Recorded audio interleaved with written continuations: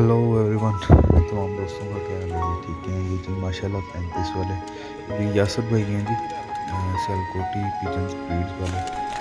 इनके परिंदे हैं माशाल्लाह।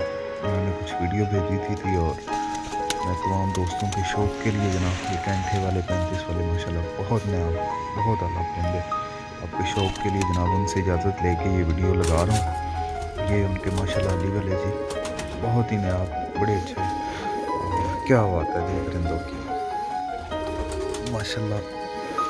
मज़ा आया जी मुझे भी शौक़ करके और आप तमाम दोस्त भी शौक़ करें माशाल्लाह माशाल्लाह मज़ा आएगा आपको।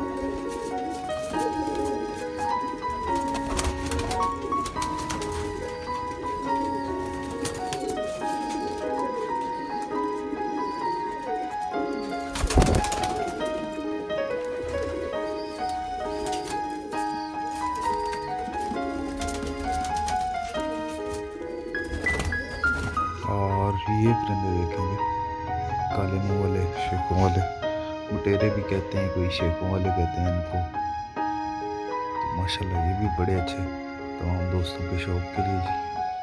तमाम भाई शौक़ करें और अपनी राय का